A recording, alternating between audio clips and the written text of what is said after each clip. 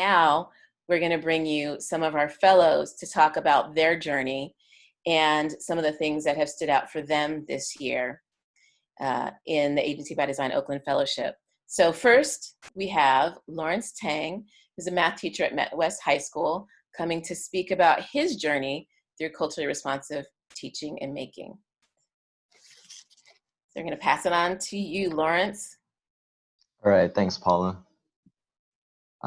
So you can go to the next slide and get it started.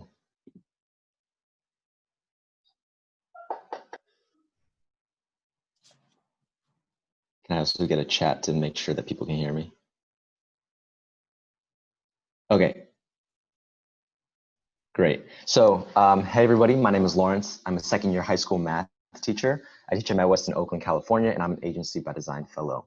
This year, I've been exploring culturally responsive teaching in the context of maker education, and I found a personal sense of empowerment as someone who creates in response to my students. So I want to share my story to empower you to respond to your students, digitally now and in person in the future.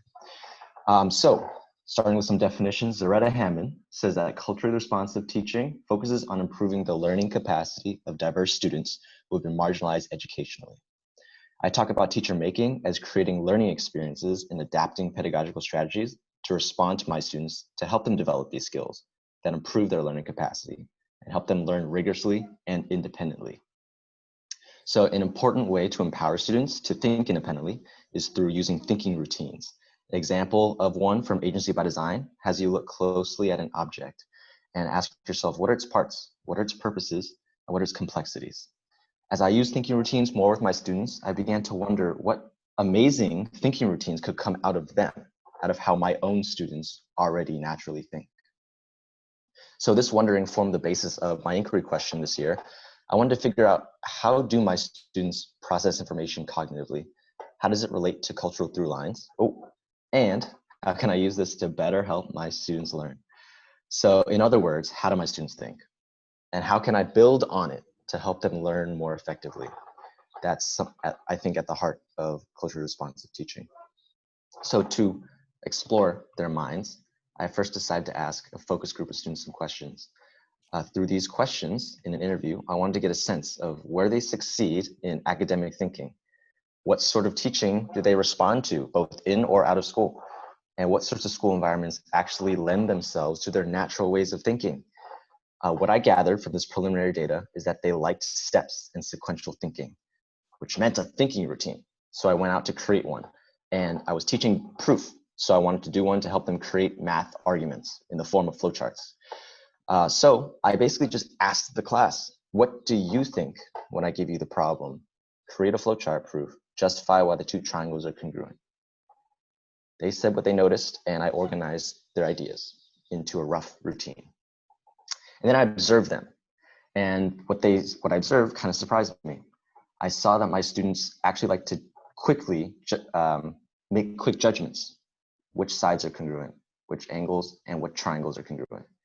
Only after making these quick judgments did they justify their reasoning, which was something I didn't expect. So this observing students, looking closely at their work, helped me make a thinking routine. I called it quick slow. Step one was to make quick judgments. Which sides are congruent, which angles, and which triangles. And step two is to slow down and ask yourself, hey, what makes me say that? What's my reasoning? So they used this routine to create flowchart proofs, but they also created non-mathematical arguments. 3 students wrote a quick, slow argument about why I should get a Nintendo Switch. And I got some positive feedback. One student said that it's a process they unconsciously use anyways.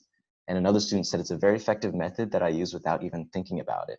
And this was really exciting because this was the gold I was looking for. I created a cognitive tool that was based in students' minds.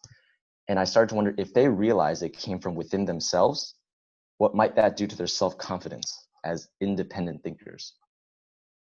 So revisiting this question, I was able to find a quick, slow pattern of thinking among my students. There's got to be other ways too. And I tried to use this to better help them learn by formalizing their patterns into a thinking routine. Revisiting my larger journey of culturally responsive teacher making, I understand a bit more about my ability to create effective tools for my students. I used to think that thinking routines just came from somewhere else, from a research lab, and they're perfect. But now I think that I can create thinking routines with my students based on how they naturally approach the world. Because our students have brilliant funds of knowledge and some amazing ways of thinking. So let's make sure to find it so we can empower them with cognitive tools they already have. So I just like to end with this question. How could you be a culturally responsive teacher maker? What fits for you? What do you feel like you can start to make, create, or adapt that builds more on your students' funds of knowledge? My first step was thinking routines, and that's just the beginning of my journey. But what will start your journey? Because our students need this response now more than ever. Thank you. Woo! Yes, yes. All right. Yes. Yeah, that was amazing. Yes. Excellent. Fantastic. Thank you, Lawrence.